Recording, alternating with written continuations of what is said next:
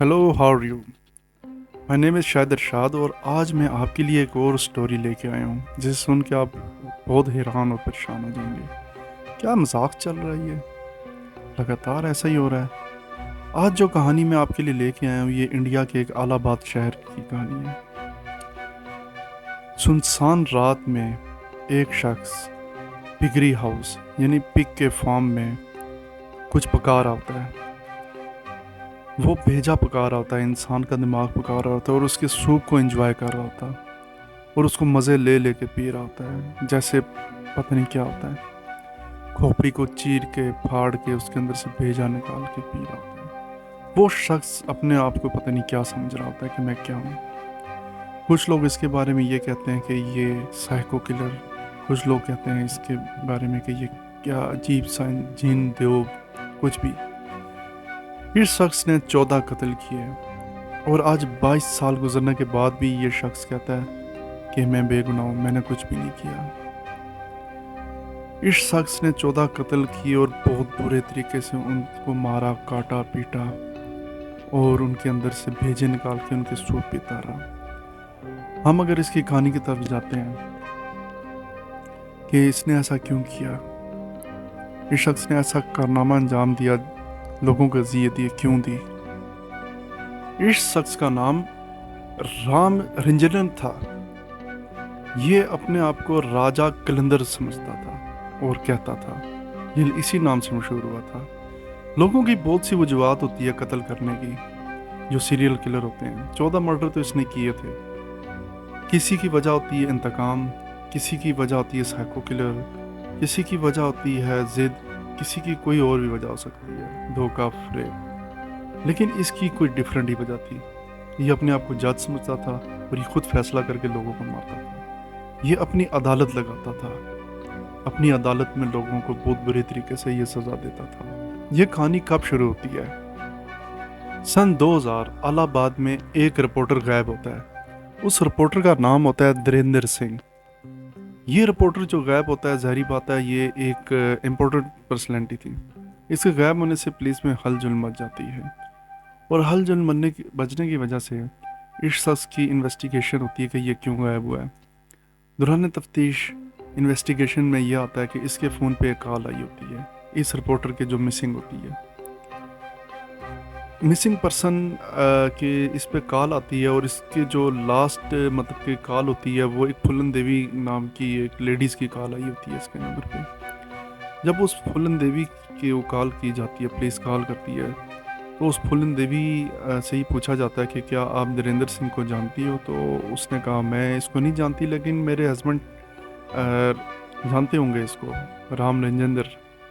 तो पुलिस राम रंजिंदर के पास आती है, उससे पूछती है कि क्या आप इस शख्स को जानते हो, धीरेंद्र सिंह को। तो वो कहता है मैं इस शख्स को अच्छी तरह जानता हूँ, ये मेरा एक दोस्त है, लेकिन बहुत अरसे पहले मेरी मुलाकात हुई थी, उसके बाद मेरी मुलाकात नहीं हुई। लेकिन पुलिस को इस पे शक हो गया था, राम रंजिंदर पे। इसलिए पुलिस वाले इस शातिर सीरियल किलर को अपने साथ लेके जाती हैं और इन्वेस्टिगेशन करती है। और इन्वेस्टिगेशन करते करते बहुत सी इसके अंदर से चीज़ें सामने आती हैं। इसके अलग अलग रूप आते हैं। जैसे ये मतलब कि कुछ इंजॉय कर रहा है, कभी मुख्तलिफ रूप ये नहीं कि कर रहा है, कभी हंस रहा है, कभी खेल रहा है और कभी कभी सीरियस हो जाता था, जैसे इसने ही ये किया है। राम रंजिंदर की जो पैदाइश थी 1962 की थी। ये एक अच्छी फैमिली मतलब कि रह रही थी, खुशी बाशी। 3 इसके बच्चे थे और ये समाज में भी इसकी बहुत अच्छी इज्जत थी। सब कुछ नॉर्मल रूटीन से ये चला रहा था, सब कुछ किसी को पता ही नहीं चल रहा था इसके अंदर एक वैश्याना रूप भी है। इंटेरोगेशन के दौरान इसने पुलिस वालों को कहा कि मैं आप सब कुछ बता दूंगा, क्योंकि इस पर थोड़ी सख्ती ज़्यादा होना शुरू हो गई थी इसकी हरकत देख के। कभी ये हंस रहा, कभी क्या कर रहा, पुलिस वालों को वैसे शक हो गया था इसके अब नॉर्मल होने पे। इंटरोगेशन के दौरान इसने ये कहा कि मैं आपको सब कुछ बता दूंगा साफ साफ, लेकिन मेरी एक सिर्फ बात सुन लो, मुझे दाल ला दो, मैं दाल खाऊंगा।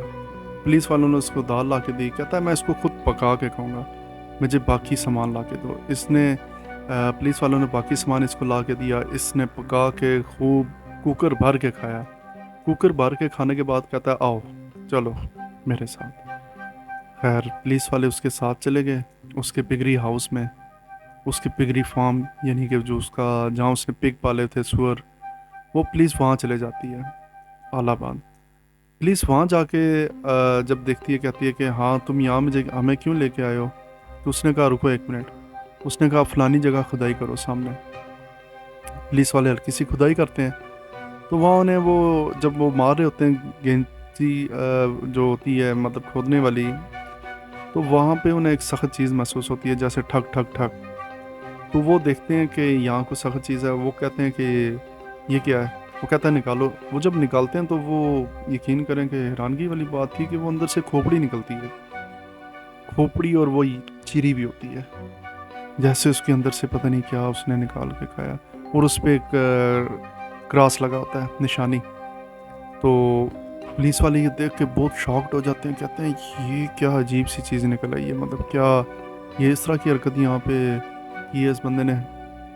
जब पुलिस वाले ने मजीद खुदाई करना शुरू हुई तो वहाँ से बहुत सारे कंगाल दरियाफ्त होना शुरू हो गए। पुलिस वाले शॉक्ड हो गए, अपने सर पे हाथ रख के बैठ के खड़े हो गए कि ये क्या क्या हो रहा है। ये तो हम एक बंदे को तलाश कर रहे थे, ये तो निकली जा रहे हैं निकली जा रहे हैं।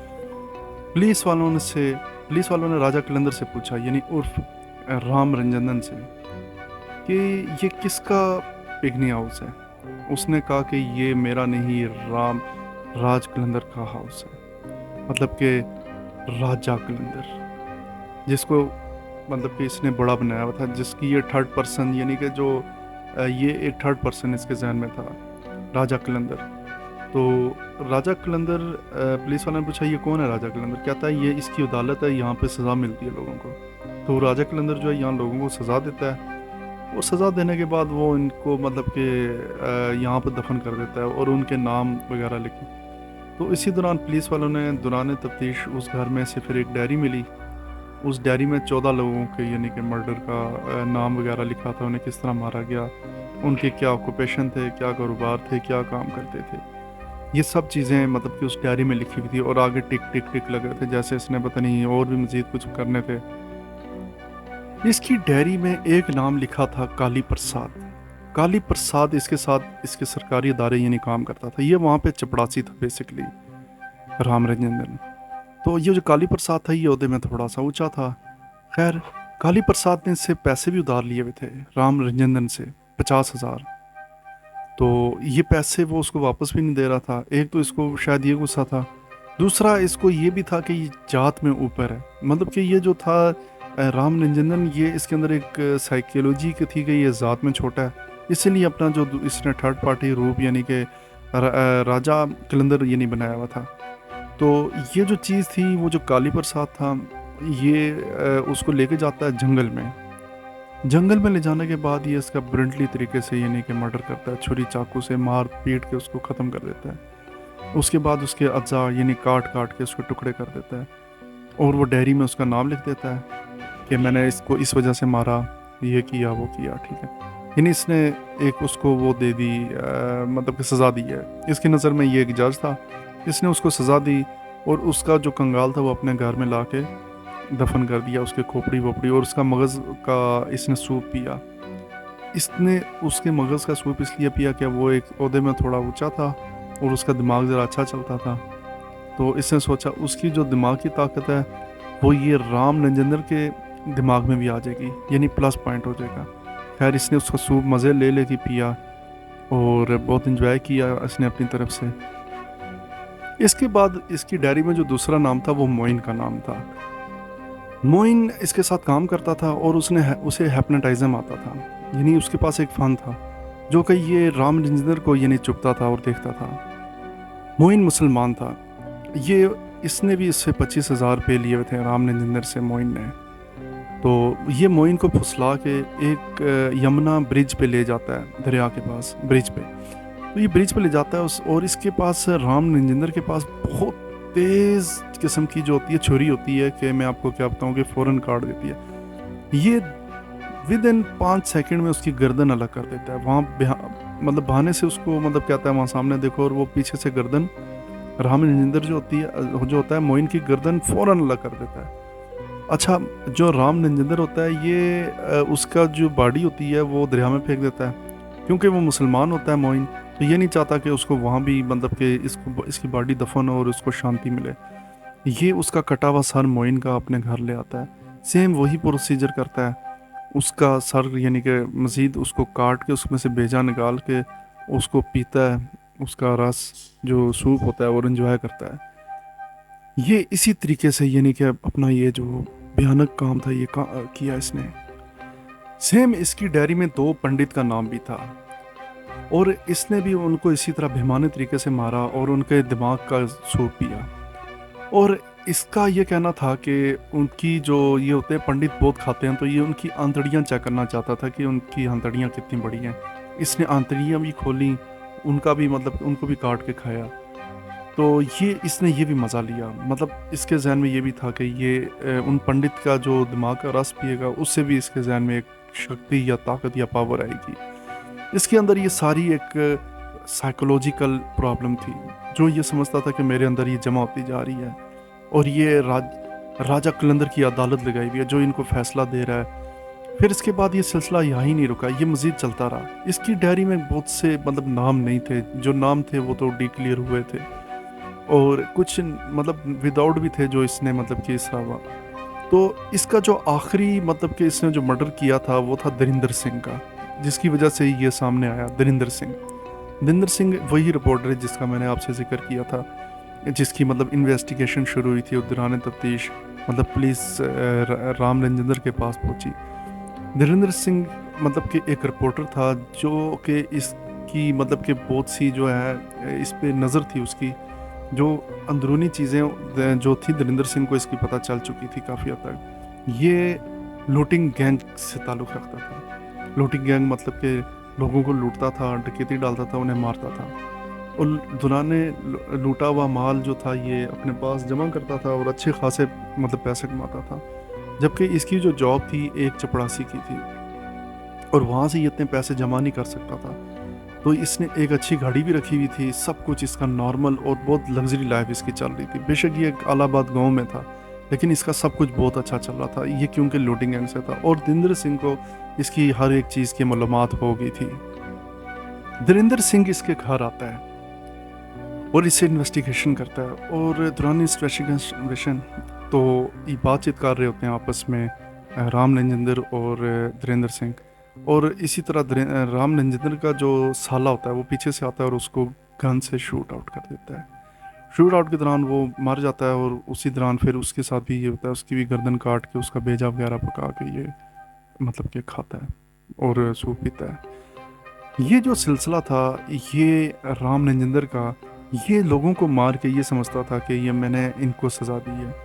ये हर इंसान से मिलता और उससे ताल्लुकात बढ़ाता, उनको मतलब पैसे वगैरह भी देता, सब कुछ देता, और उनके अंदर कुछ मतलब कि बैड क्वालिटी तलाश करता कि मैं इसको सज़ा दूं तो क्यों दूं, इसके मतलब इसने कुछ किया होगा तो मैं इसको सज़ा दूं, और कोई ना कोई फॉल्ट निकल आता था और ये दे देता था। और ये मतलब कि कम ज़ात का इंसान था, जो इसीलिए इसने अपना एक थर्ड पार्टी रूप जो अपनाया हुआ था राजा कलंदर का।